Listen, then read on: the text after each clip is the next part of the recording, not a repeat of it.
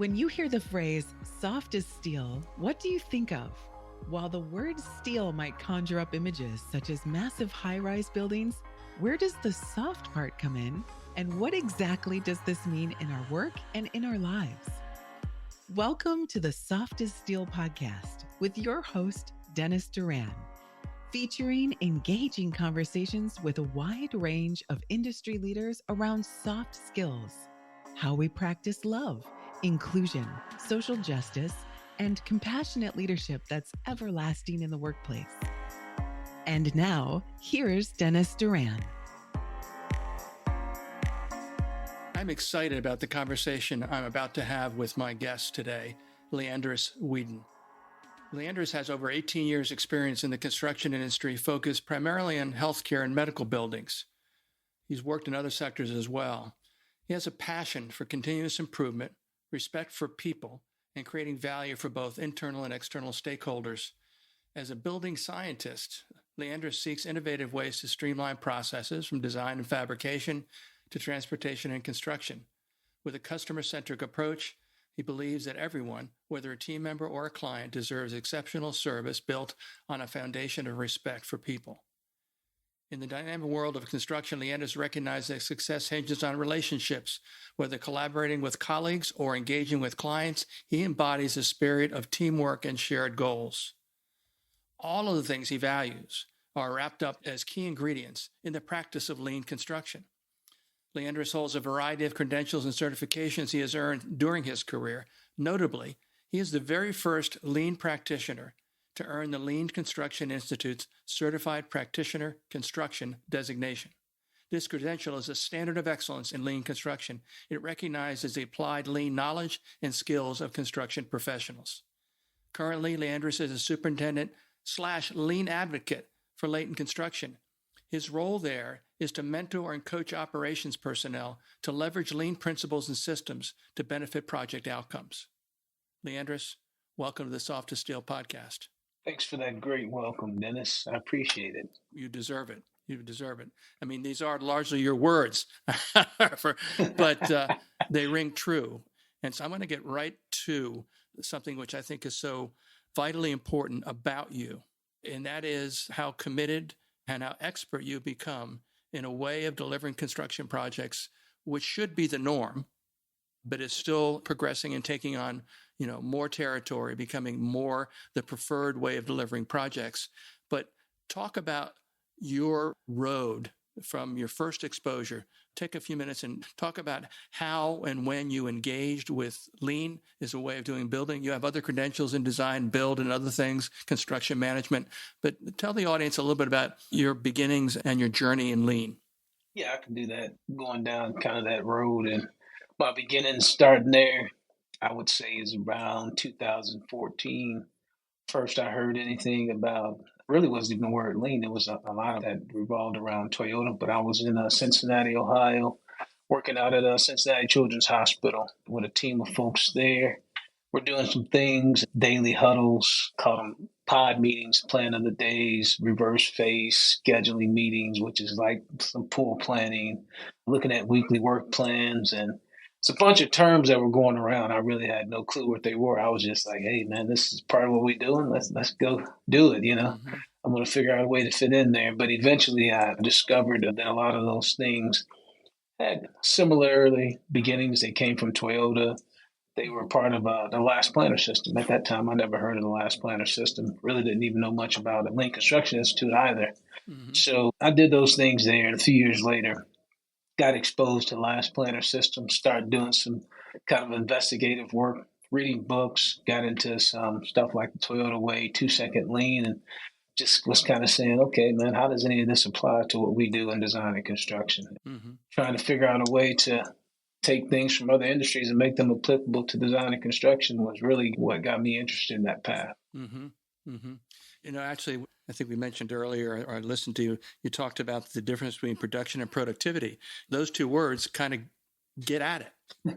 Yes. And again, the whole notion the phrase that's always associated with lean is this notion of driving out waste in all parts of the life cycle of a project and all aspects of it. Say a little bit more about that and why that's so fundamental and so differentiating as far as the lean approach to construction.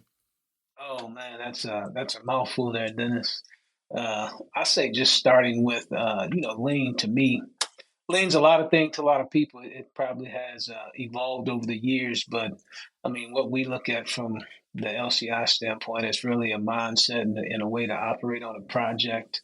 When you get into talking about productivity and production, I mean, those are conversations that a lot of people in design and construction don't necessarily have all the knowledge about, but we're all interested in those things because they're going to help some of the outputs that we desire.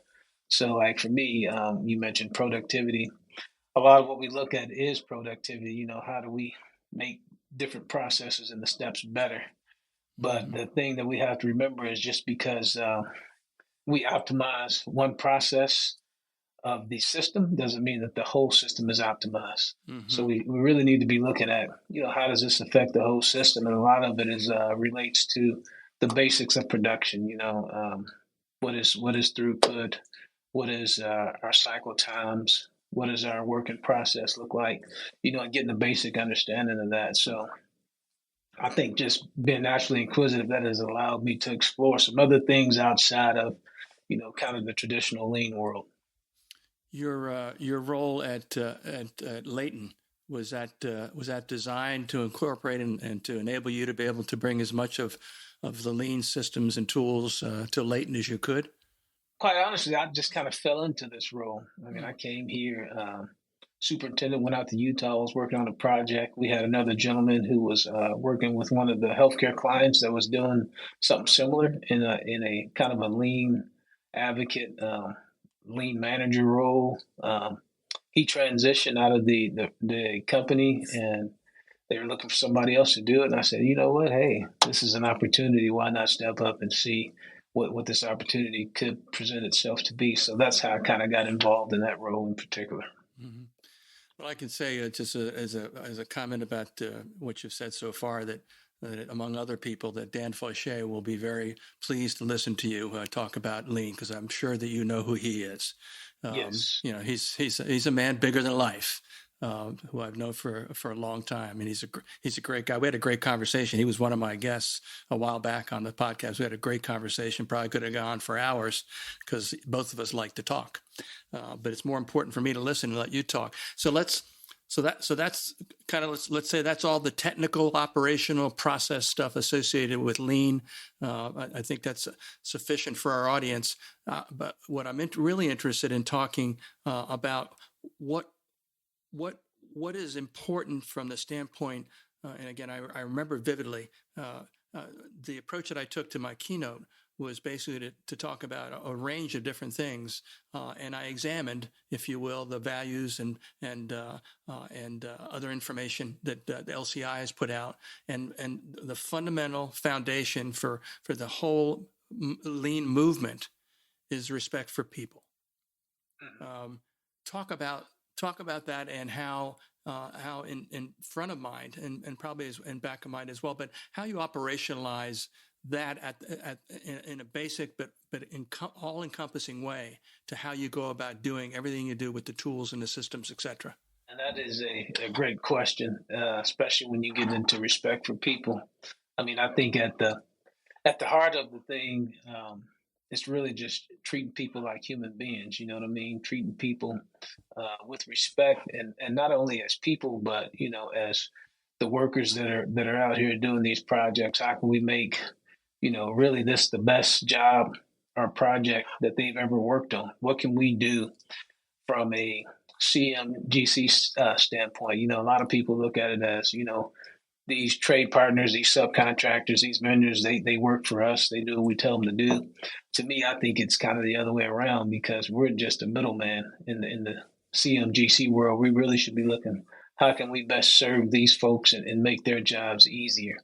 So I think that's where a lot of the, at least for me, where the respect for people come from, treating people like human beings, being kind to one another. Really, you got to be kind to yourself before you can start being kind to others. You got to look at yourself in the mirror and figure out, hey, how can I lead myself better before I can start leading other people better? Mm-hmm. So I think it all kind of starts encompassing things. But like you say, a lot of people say these are soft skills. I say, well, they may be called soft skills, but they're very hard to do and to become good at. So I call them hard skills in Mm-hmm. essence. Yeah, very, very well said. And in fact, among other phrases that I've promulgated, I use the phrase that soft skills are the hardest to learn. And I further that by saying it's because in order to learn about soft skills, you first have to recognize that we're talking about yours and others, but we have to begin with you. Yes. And so that's the challenge, and that's what I continue to try to convey the message about that, and that's why I was so pleased and excited to be asked to share remarks at that Congress back in 2022, I guess, because that's what I talk about, and I know that we are, as an industry, we're facing, there are a number of let's call them challenges and opportunities facing our industry. And the one that very directly connects to this notion of respect for people is the manpower issue. Finding, attracting, developing, and retaining the workers that are necessary to sustain the operations of general contractors and the trades contractors. And so when we think about respect for people, that should cascade a positive effect on how we go about treating people every day, both in the process of trying to find them, to hire them, as well as how they're treated once they come on board. What are your thoughts about that? I believe that relates a lot to even 5S. Not only having a job site that's in order, straightened, but also that is sanitary, clean for folks to want to come work there. If you look at a lot of construction job sites, I mean, you walk into a porta john, it's like, I don't know if I want to use the restroom in there. So taking that a little further is like, this really goes beyond, what we think it does. It goes beyond really just making sanitary work conditions for the men and women that are out there doing these jobs. I mean, a lot of times we lose track of that. We're focused on other things. A lot of it is administrative stuff and trying to push things and get things done. If we step back and think about, hey, what is it like to come work here at this job site every day?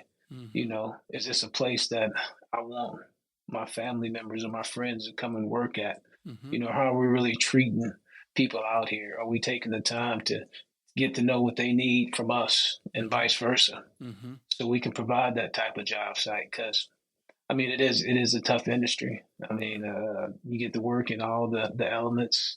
Um, it's not necessarily something that a lot of people want to do, but how do you make that work environment more attractive to people to say, hey, you can come make a great living in construction and design industry, and it's going to be a place where we can allow you to work somewhere where you actually want to go to work at. Mm-hmm. Yeah. When you think about, again, staying with the manpower topic, we can drill down a little bit on that to say that there is a front page headline emphasis, first and foremost, currently on women in the construction industry. I mean, because again, when you think about it, just from a pure numbers standpoint, to say out loud that over half of the working age population is female, slightly over half. But only about in operations, on boots on the ground, they represent about 5% of the workforce. The numbers vary a little bit, but they don't vary that much more from that 5% number. That's one focus that just screams respect. Just screams that we have to convey it in how we communicate, both in the the recruiting pre-hiring phase.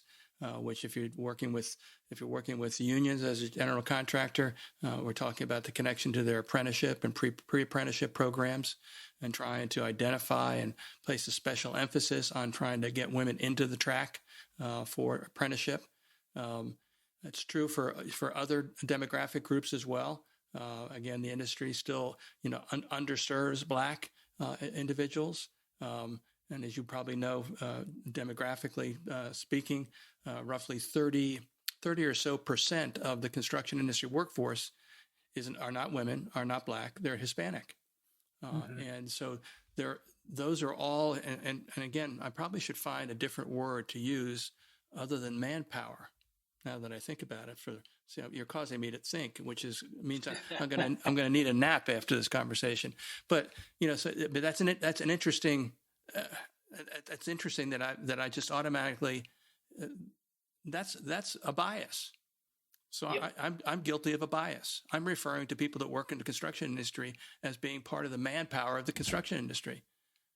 So you've helped me just by saying a couple things to recognize that I've had a bias that I need to correct. Because again, it's not about men, it's not about women, it's not about Black, yellow, green, it's not about foreign, it's not about any of those things, because we're all human beings. And I feel and sense, and even the few words you said, that's the way you look at who you are and the other people around you. And if you're doing that, you're having a tremendous effect on the people that you come in contact with by combining your expertise along with your feelings, along with your soft skills. What are your thoughts about that? I think so.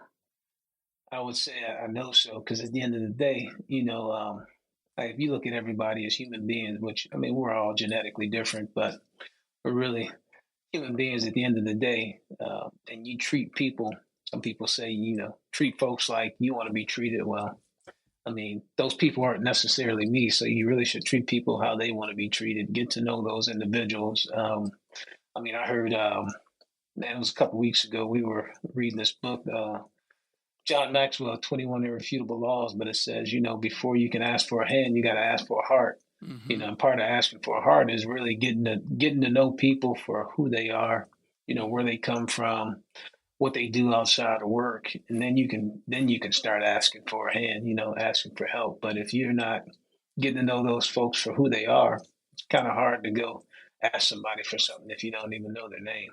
Exactly. What's your personal experience been as far as, again, it kind of tips over a bit. I use the term social justice to describe everything, including the things that came into such sharp and painful focus with the George Floyd incident. But I also extended to, again, just fairness across genders, fairness across generations, and just a general thought about equal treatment for all, because again, at the end of the day, as you correctly said, we're all human beings, and the best way for us to approach dealing with each other is to accept that, and also to accept something which I pose as a question. The question is, what's one thing that you and I have in common with every other person we come in contact with in our entire life from beginning to end? And the answer is simple: we're all different from each other. There's not another Leandris Weeden out there. There's not another Dennis Doran, but we're both human beings. So so those are differences. There's a range of them, from education to race, ethnicity, religious background, the whole. So many ways that we're different from each other. Unfortunately, my generation. So I've now confirmed that I have a bias around manpower. So I need to correct that. But the other that my generation has in spades is this whole notion of we've got the right answer, and we ain't changing nothing. So if you don't like the way we're doing it, then go someplace else. Yep. Do you still feel and see that in the workplace? I would say definitely you still feel and see that. I think folks are becoming more aware with, especially in the last few years, with you have more movement around diversity, equity, and inclusion conversations. People are more open, more likely to have those conversations. But when you look at the design and construction industry, we still have a ways to go.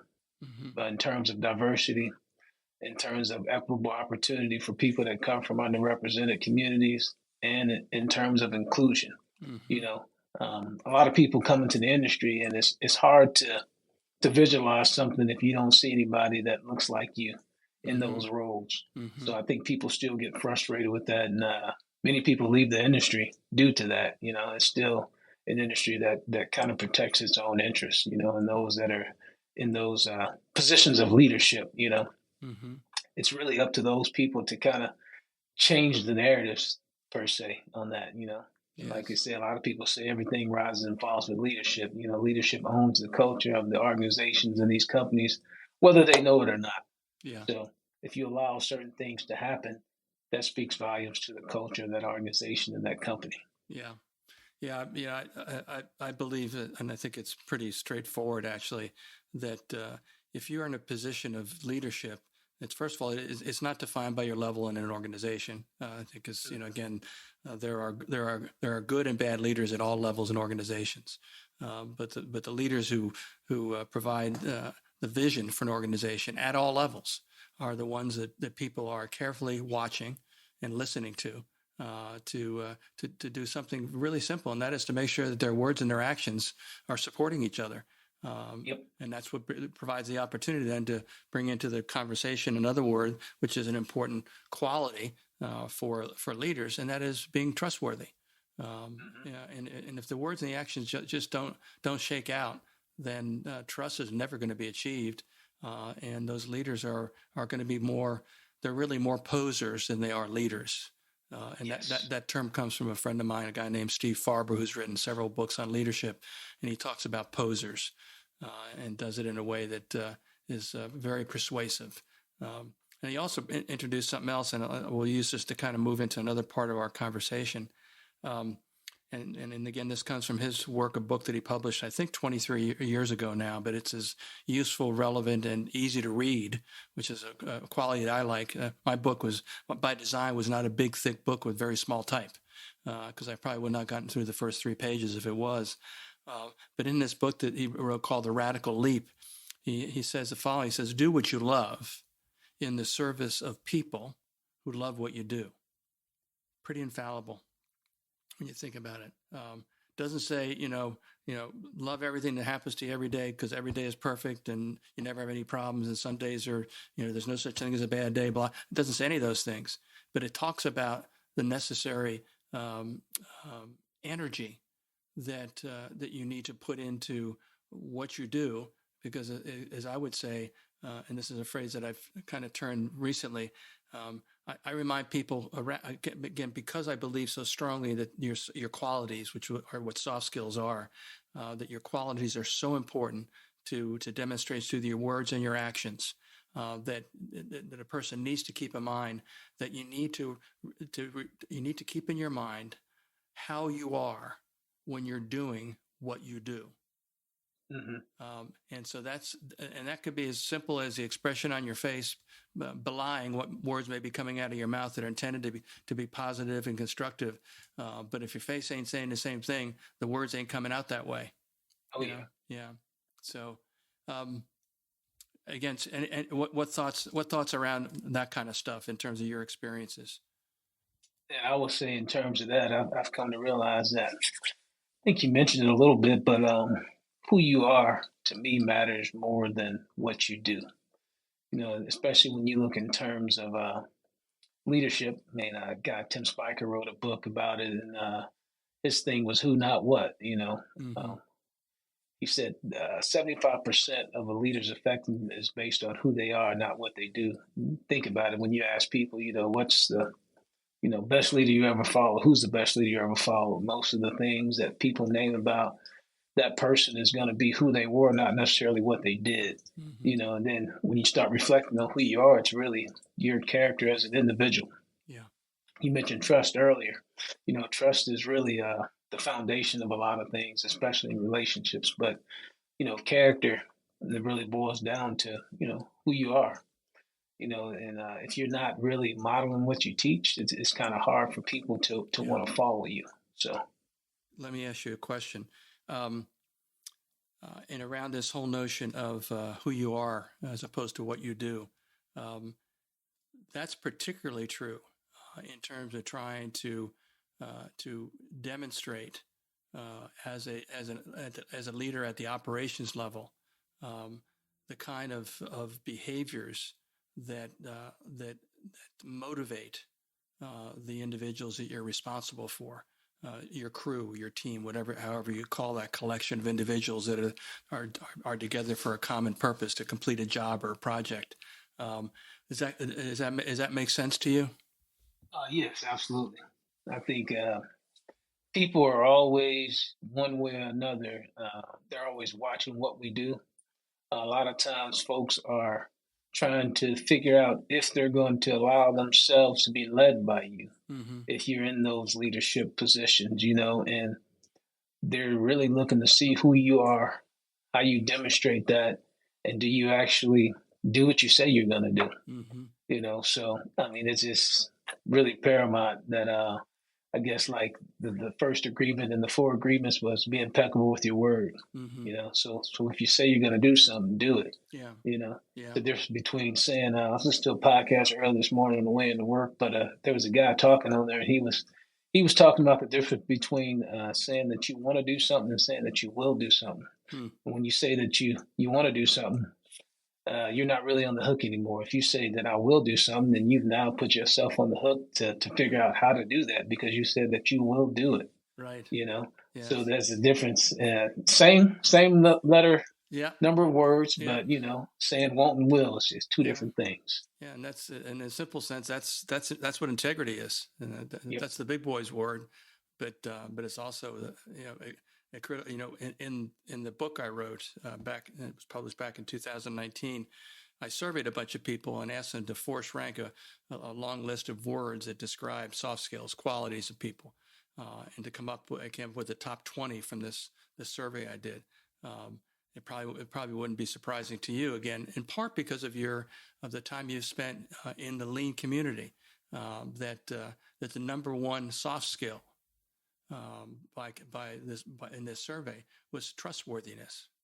Mm-hmm. And when you think about that, and it's why I describe to people, this is a conversation we're having. We're not trying to drill down any particular topic.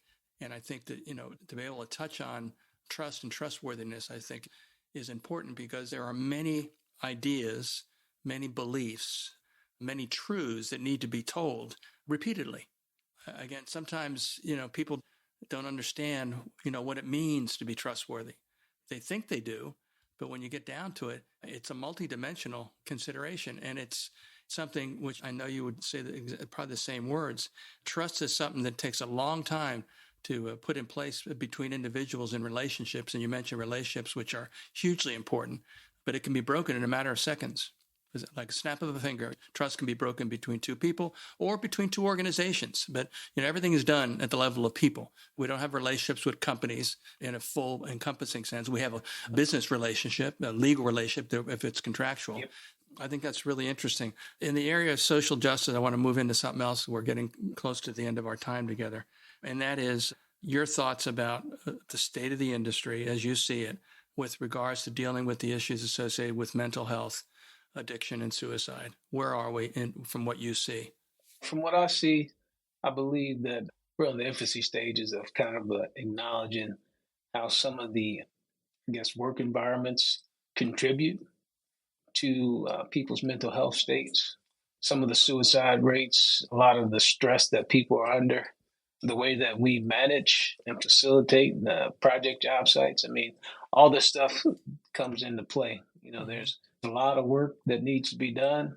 Needless to say, we hadn't really, become more efficient in the last several years. You can look at over time, how we do things.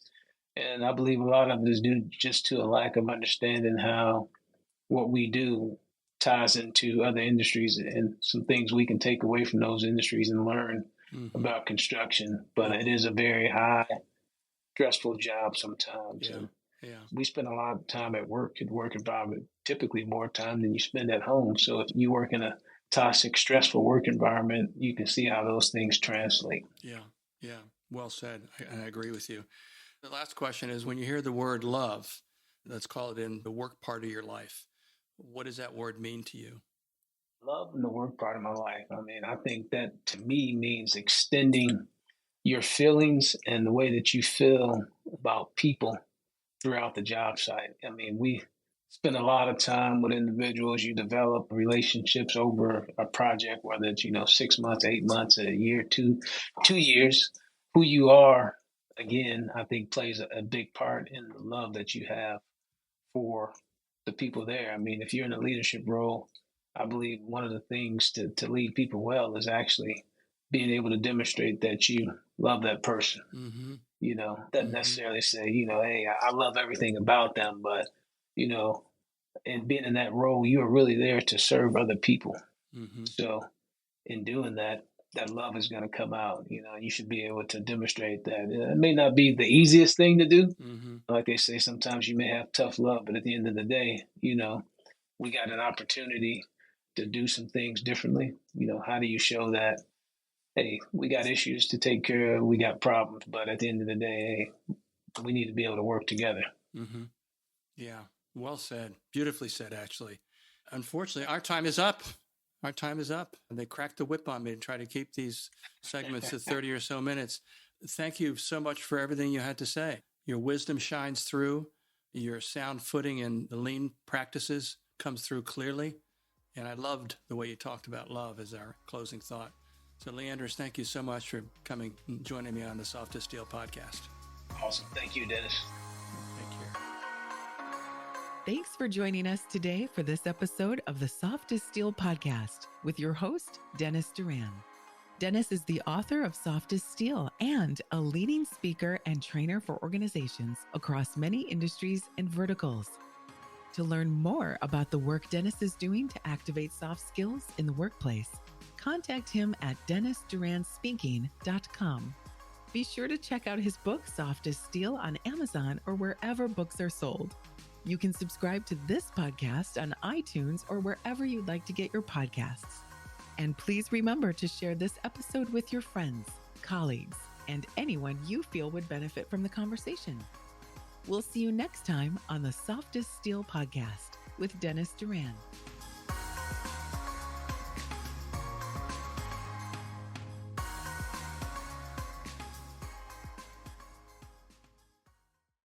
Produced by Audavita Studios. Connect your voice to the world.